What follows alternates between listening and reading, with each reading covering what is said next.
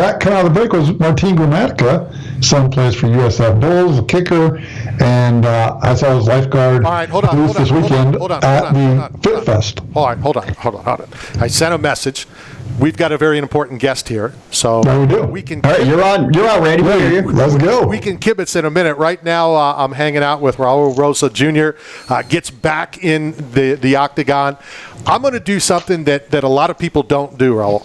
A lot of people don't admit their mistakes, okay? And they don't admit their mistakes, publicly. And, people know that I do. So I'm going to admit my mistake. When you first joined the UFC, I was like, come on, how can you take a 19-year-old kid that's going to fight, a 23, 33, whatever, and you proved me wrong. And so I just wanted to say it publicly because that's the type of guy I am. I was wrong, dude. You are incredible. And it wasn't about, your fighting style. It was just about your age. And I've always said, how can a 19-year-old, 20-year-old beat a 28? Like I said, we're all learning. I told you that I've been involved with the UFC since the beginning. We all learn every day, and big ups to you, big credit. No, thank you. I appreciate the honesty, and I feel like the fights that I've had in the UFC now, it put me in the spot right now to where I barely just showed on my last fight that I belong in the UFC.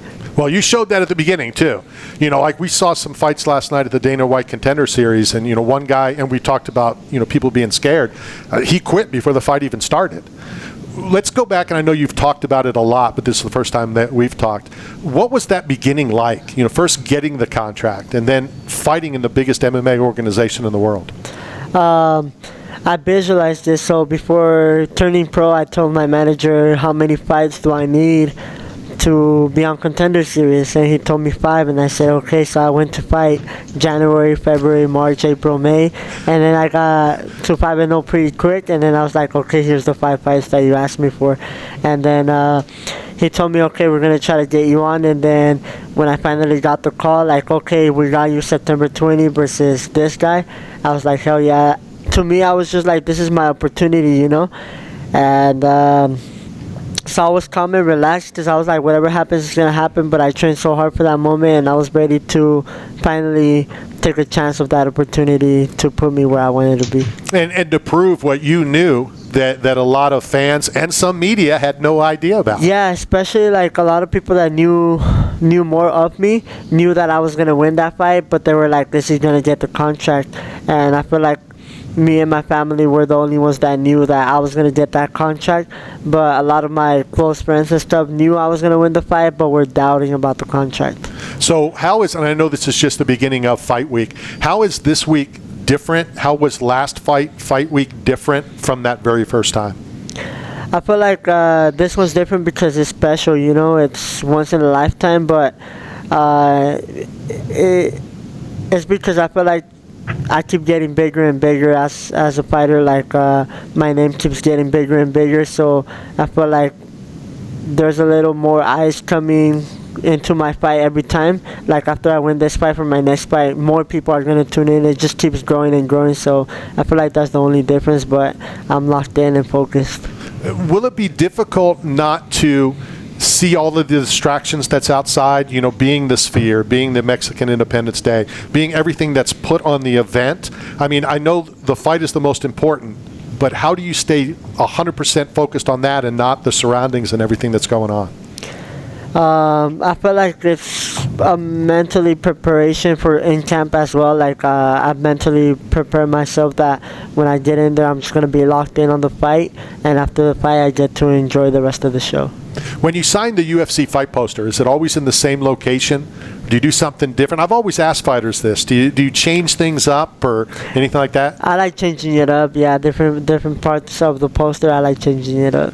So I've even suggested this, and I think I'm going to do it again with Nabi at the UFC. I think one poster should have a different color. You sign, I think it's 125. So you sign 124 with the black Sharpie and one in a different color, and that's the golden ticket. And if somebody, buys that one or gets that one, or if a fighter gets that one, it's, they get something. I just think that'd be cool. Yeah, that's more. I'm going to do that for the next one for sure. That would be cool. Do you collect anything, whether it's MMA memorabilia, other memorabilia? I like collecting my own stuff, like my own collection cards, my own MMA gloves after my fight, shorts, all that stuff. I like keeping it. So when I finish on my career, I can look back and have some memories. Have you signed, whether it was Panini or Topps, have you signed the cards? Yeah, I've signed some collection cards. So I'll reach out to them and see if we can do something like that, and you just one in a different color. And then we'll do it through one of the products, and then I'll come up with some kind of prize, something pretty big, and whoever finds that, wins. There was a friend of our co-host back in Tampa St. Pete, who found a big soccer card in Hawaii that sold for like $55,000. So we could probably do something really cool, really fun. Like that for the fans. Yeah. What's the feeling like, to put on your fight kit?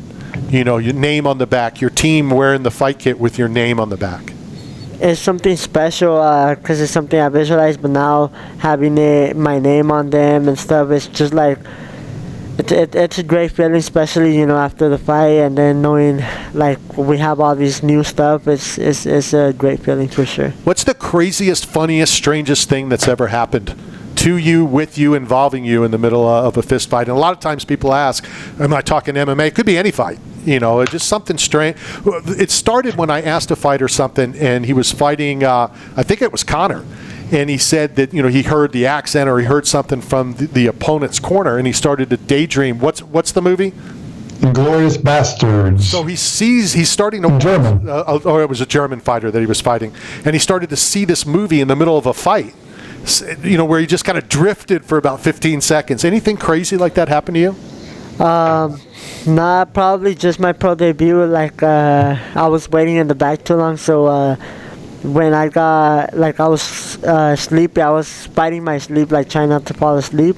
So during the fight, I just remember seeing the guy swing and trying to take my head off, and then I was like, "Oh." That wakes you up quick. Yeah, it woke me up. I was like, I have to lock in or I'm gonna get knocked out. Before we talk about the fight itself on Saturday, what's going through your mind as you're walking to the cage?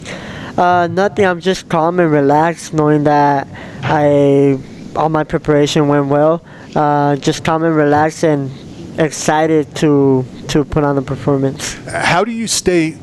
You're excited, but you don't want to be too excited. Mm-hmm. How do you keep that even keel? I feel like I've got used to it, so I'm just locked in the fight, and I know that at the end of it, it's just me and someone else locked in the cage. And then I know what I train for, I know what I prepare for, so to me, I say in my mind, whatever happens is going to happen. I'm going to go out there and do my best, and yeah. So let's talk about Saturday in the Sphere. It's going to be a spectacle in the cage as well as outside. Has the team here at the UFC, have they told you fighters what to expect? I know that there's going to be movies, in between rounds and that kind of stuff. Are you aware of that stuff so that you can be prepared for it? Yeah, it's going to be like a whole show. I've seen on Instagram and interviews that how it's kind of going to be like. And then recently I saw the mouthpieces they made. They're special for this event, for every fighter. And they're even going to charge the mouthpiece, because the mouthpiece on the fight, they're going to light it up to match the theme. So, I'm wondering how that's going to be. That's going to be crazy. And supposedly they're doing something in the seats, too, for the fans. Like 10,000 of the seats are going to vibrate or something when a punch is thrown. And this is going to be crazy. Will you be able to experience after your fight? I believe you're the first fight of the night. Will you be able to go back in and experience the rest? Well, if I buy a ticket, yeah. Oh, my goodness. Well, we all know Dana. Maybe if you can't, we'll reach out to Dana and get that done. Finally, when you get in the Octagon on Saturday, what can the fans expect when the youngster does what he does again? They can expect another finish and, another really good performance. I'm going to go out there and get a finish. Tell you what, as I'm sitting here watching you, you look like the coolest, calmest customer I've ever talked to. It's just like another day in the office for you, huh? Yeah, I'm getting used to it. Very good stuff. All right, we appreciate your time. Thank you. Let's go hit a break. Coming to you live from the Apex here in Las Vegas. This is Knockout Radio.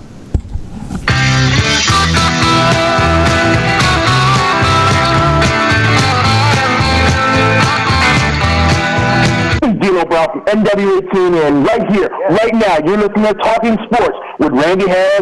Got bills? Looking for work, but nobody is hiring? Staff Zone is. as the leading provider of commercial construction, industrial, and special